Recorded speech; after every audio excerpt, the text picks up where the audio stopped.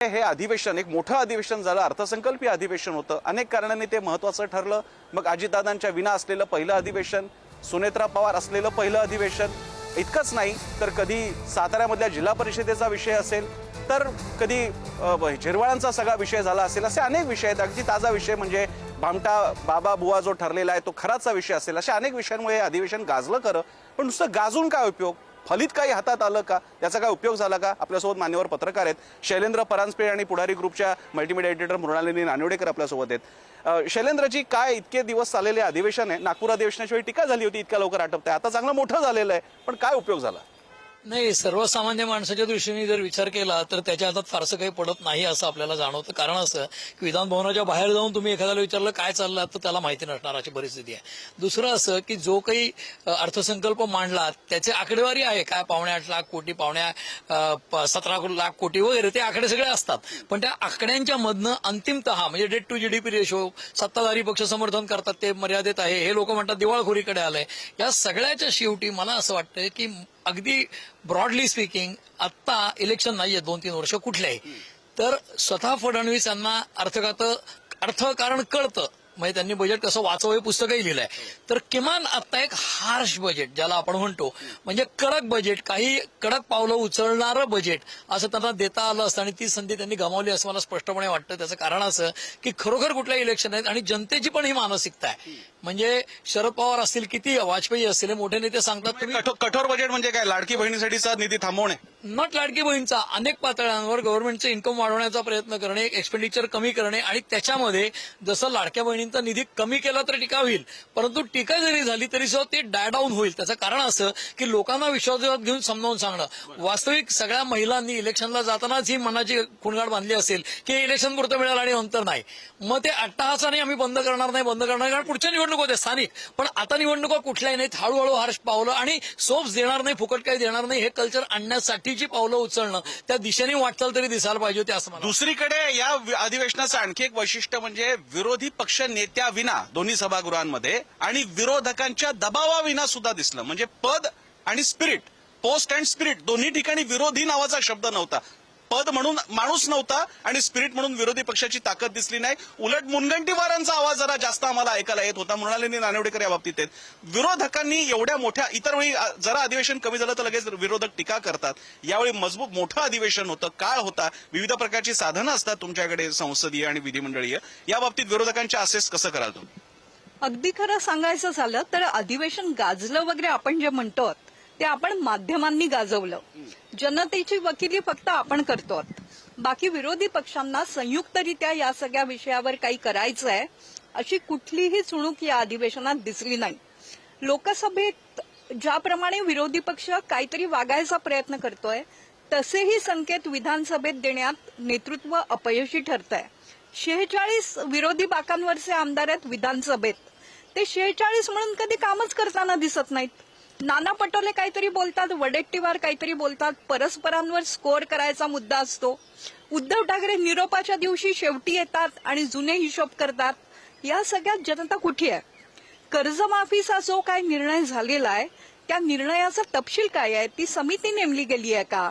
कोकणामध्ये आंबा आणि काजू मोठा फटका बसलाय, त्याबद्दलही राणे पितापुत्र जे सत्ताधारी आघाडीत आहेत त्यांनीच काहीतरी पहल घेतली.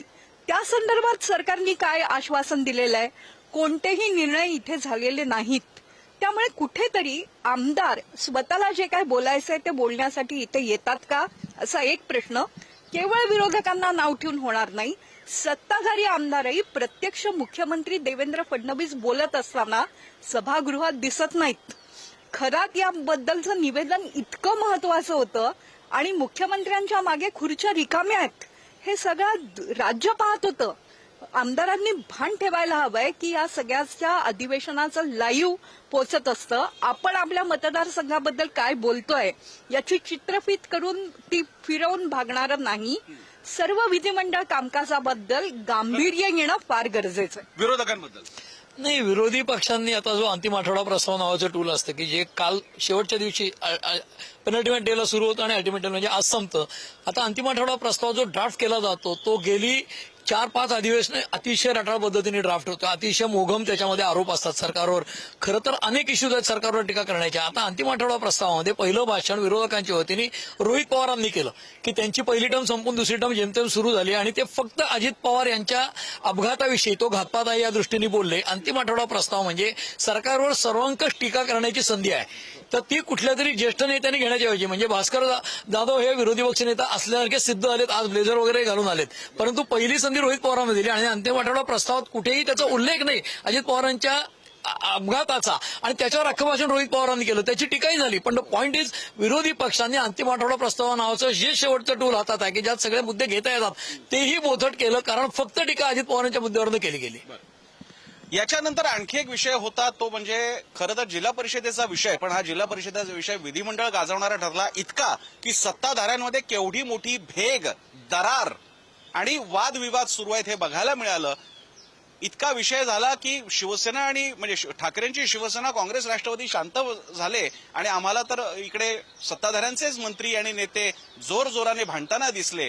इतका विषय झाला की मंत्र्यांना कसं वागवलं जातंय आणि एसपी कसा घरचा गडी बनलेला एवढं सुद्धा चाललेलं आहे. हा सगळा विषय होता सातारा जिल्हा परिषदेची निवडणूक आणि त्याच्यानंतर झालेलं सगळं कांड. त्या बाबतीत बोलायला आपल्यासोबत आहेत पुढारी न्यूजचे ब्युरो चीफ सुशांत. या बाबतीमध्ये जो सत्ताधाऱ्यांमधला गोंधळ पाहायला मिळाला, असं मानलं जातंय की ही सुरुवात आहे. आतापर्यंत सगळा दबाव सहन केला जात होता, मात्र आता शिंदेच्या शिवसेनेच्या नेत्यांना हा दबाव सहन करणं अवघड व्हायला लागलेलं आहे. आतापर्यंत आम्हाला गुलाबराव पाटलांचे जरा काटेरी असे टोमणे ऐकायला मिळायचे, पण आता थेट देसाई म्हणाले की हे आम्ही सहन करणार नाही. याचं पुढे काय होणार?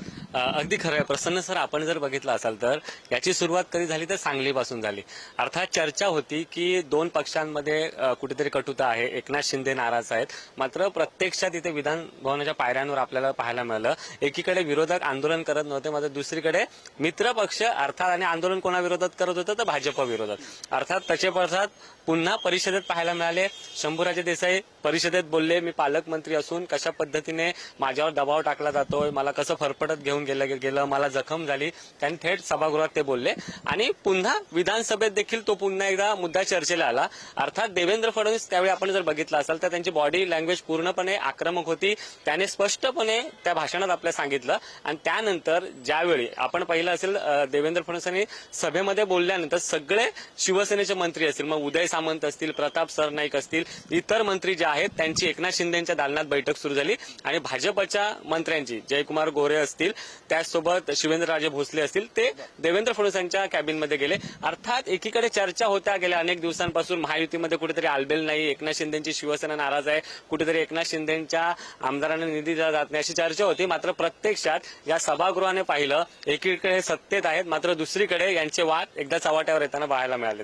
पण हे वादंगाचं स्वरूप घेऊन प्रत्यक्ष काही वेगळा चमत्कार, जे मगाशी आपल्याला परब म्हणताना म्हणाले की वाघ असेल तर आतमध्ये कशाला थांबलाय, बाहेर पडा, तर वाघाची डरकाळी का नंतर म्याव म्यावच परत? नाही, असं काही होणार नाही. हे पहिल्यातलं वादळ असेल. त्याचं कारण असं की मुख्यमंत्री आणि गृहमंत्री असलेल्या फडणवीसांनी जे विधानसभेत खरात यांच्यावर पहिलं स्टेटमेंट केलं काल परवा आणि नंतर काल डिटेल निवेदन केलं, त्यात त्यांनी सांगितलं की कसं सापळा रचला, ते परदेशात जाणार नाहीत हे पाहिलं. त्याबरोबर चाकणकर यांच्याबद्दलची बातमी 25 साली आली आहे तिथल्या स्थानिक वृत्तपत्रामध्ये किंवा नियतकालिकामध्ये, आणि अतिशय प्लॅन करून सापळा रचून त्या बाबाला पकडले, तो परदेशात जाणार नाही, काळजी घेतली. मला असं वाटतंय की ही देखील पॉलिटिकल मूव्ह आहे सत्ताधारी भाजपकडनं.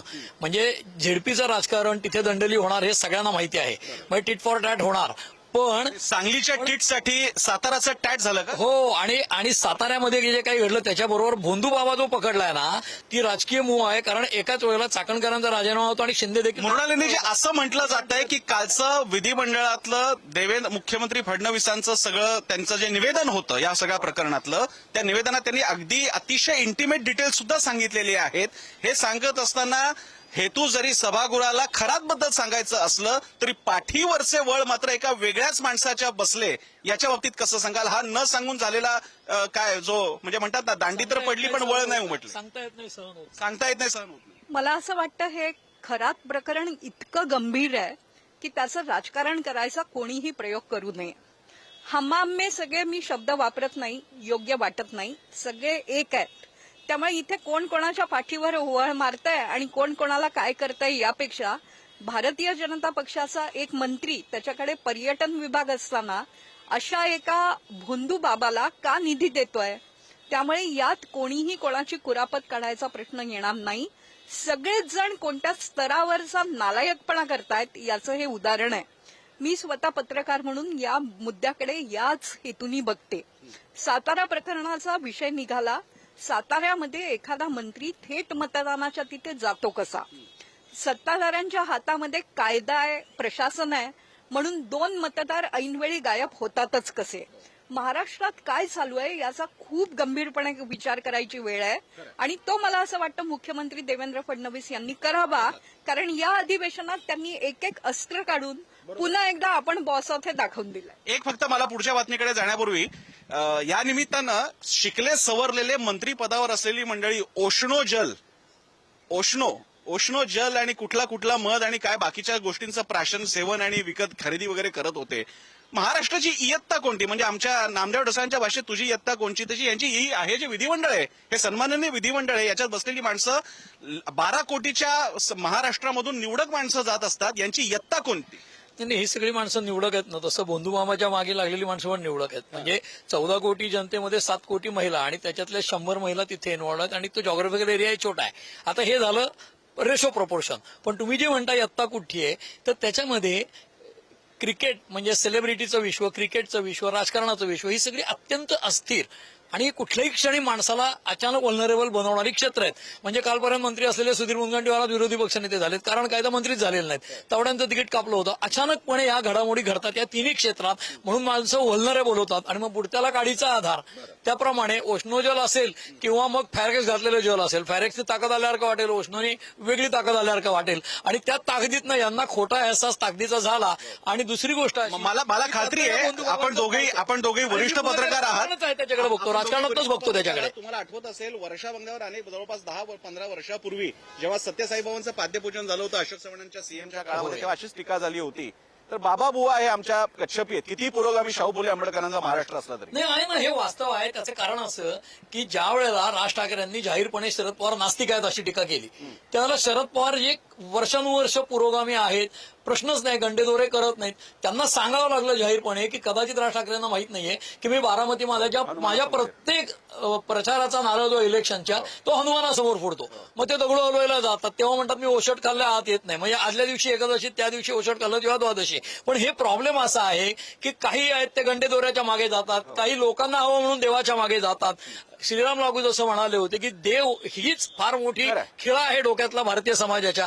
तो काढला तर बरेचसे प्रश्न सुटतील. खऱ्या अर्थाने राष्ट्रात आपण आहोत का, पुरोगामी आहोत का याचा विचार खरातांच्या निमित्ताने आपण सगळ्यांनी करायला हवा एवढंच. एकूण मगाशी मुलार मॅडम बोलताना त्यांनी शब्द म्हटला नाही, कारण स्वाभाविक आहे विधिमंडळाच्या कार्यक्षेत्रात आहोत की हमामे सब. त्याच्या पुढचा आता ताजा शब्द आहे ओशनो. हमामे सब ओशनो आहे. सगळे ओशनो प्राशन करतायत. त्या अधिवेशनामध्ये एक गंभीर आरोप झाला की दिलेली आश्वासनं पूर्ण होत नाहीयेत. मंत्री फक्त म्हणतात बैठका लावतो, परिपूर्ती करतो, मीटिंग लावतो, परिपूर्ती करतो, पुढे प्रत्यक्षात काही होत नाहीये. आपल्यासोबत आहेत वरिष्ठ पत्रकार आमचे पुढारी न्यूजचे पंकज दळवी. पंकज, हा विषय काय होता याच्याबद्दलची टीका टिप्पणी कशी झाली? 2 नेत्यांनी हा प्रश्नाचा विषय मांडला. एक म्हणजे अनिल परब, त्यांनी गेल्या 2022 पासून 2025 पर्यंत साधारण 36 आश्वासनं त्यांना दिली. आश्वासनं काही छोटी होती, काही मोठी होती. एखाद्या एसआरए प्रकल्पासंदर्भात त्यांनी बैठक लावली, त्याच्यासाठी मुख्यमंत्र्यांच्या दालनात बैठक लावू प्रलंबित.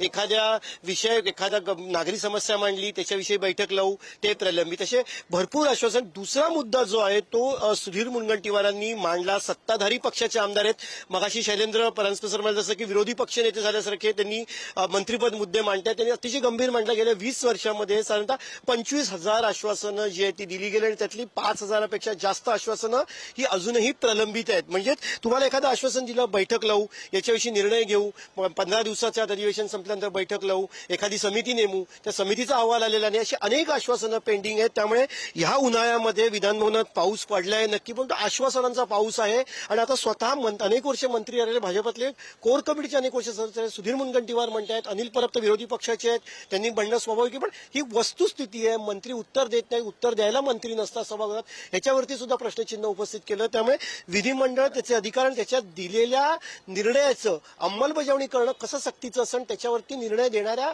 मंत्र्यांची वचक असणं, त्याच्यावरती सभापती किंवा अध्यक्षांची वचक असणं, ह्या गोष्टी खूप महत्वाच्या आहेत. तिकडे कुठेतरी एक मिसिंग लिंक आहे असं आता वाटायला लागलेलं आहे.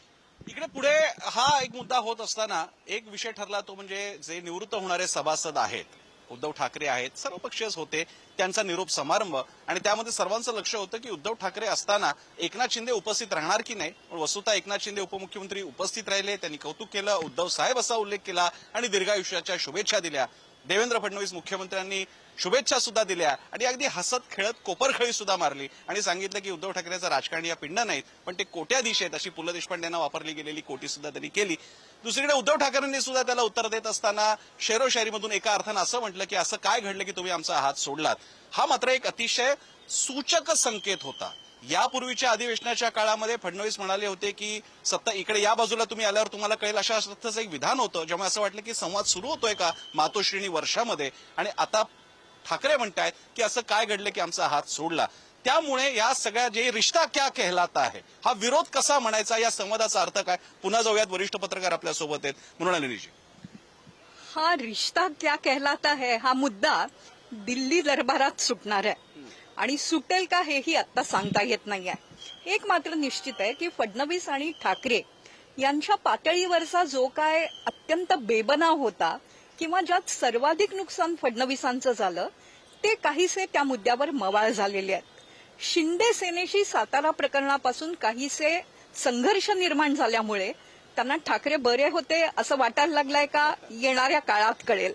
पण एक ठाकरेंनीही लक्षात घ्यायला हवंय की राजकारण करताना आपल्याला फक्त फोटोग्राफर म्हणून कौतुक होत असेल तर आपण सभागृहात किती दिवस आलो, आपण सभागृहातल्या सर्व आमदारांना काही रचना करून विरोध कसा करायचा हे शिकवलं का, आणि मुख्य म्हणजे जनतेचे प्रश्न आपण कशा प्रकारे मांडले. उद्धवजी मोठे नेते आहेत, त्यांना खूप मोठं फॉलोईंग आहे, त्यांनी पुन्हा विधान परिषदेत यायचंय की नाही यायचंय याच्यावर बरीच गणितं अवलंबून आहेत. ते जर यायला तयार झाले तर शरद पवारांप्रमाणे त्यांना बिनविरोध निवडून दिलं जाईल की निवडणूक होईल आणि पुन्हा दगाफटका होईल, हा प्रसन्नजी येणाऱ्या काळातला मोठा प्रश्न आहे. ये रिश्ता क्या कहलाता है. नाही मला आहे काय काय काहीतरी ठाकरे आणि फडणवीसांमध्ये कितीही टोकाचं काय झालं तरी एक अजून एक अनुबंध उरलाय का, एक शेवटची रेष उरली आहे का. आहे 100% आहे. कारण जे विधान परिषदेतलं भाषण आहे फडणवीसांचं त्याच्यावरून स्पष्ट दिसतं की त्यांच्या शेजारी एकनाथ शिंदे बसलेले आहेत आणि ते म्हणतात की आम्ही सहप्रवासी होतो पण शत्रुत्व कुठे म्हणलेलं नाही, मैत्रीचा धागा आजही आहे हे स्वतः ते तोंडाने म्हटलेत. आणि त्यावेळेला शिंदेचा चेहरा पहा तुम्ही युट्यूबवर जाऊन, सगळ्यांनाच पाहायला मिळेल. मुद्दाम सगळ्या प्रेक्षकांनाही सांगतो. आणि दुसरं मृणालताई म्हणलं त्याच्याशी मी थोडासा सहमत अशासाठी नाहीये की दिल्लीत ठरेल हे बरोबर आहे सगळं, पण आज भारतीय जनता पक्षाची स्थिती स्वतःच्या जीवावर 145 आणण्यासारखी आजही नाही. आणि ती जोपर्यंत नाही तोपर्यंत उद्धव ठाकरेंचाच प्रयोग पुन्हा महाराष्ट्रात होऊ शकतो. म्हणजे भाजप विरुद्ध बाकीचे सगळे आणि भाजप विरोधी पक्षात हा प्रयोग केव्हा येऊ शकतो. मग तिथे एकनाथ शिंदे असतील, आणखी कुणीही असतील. त्यामुळे भारतीय जनता पक्षाची आज ही राजकीय गरज आहे की 2 राष्ट्रवादी आणि 2 शिवसेना अशाच चालू राहाव्यात.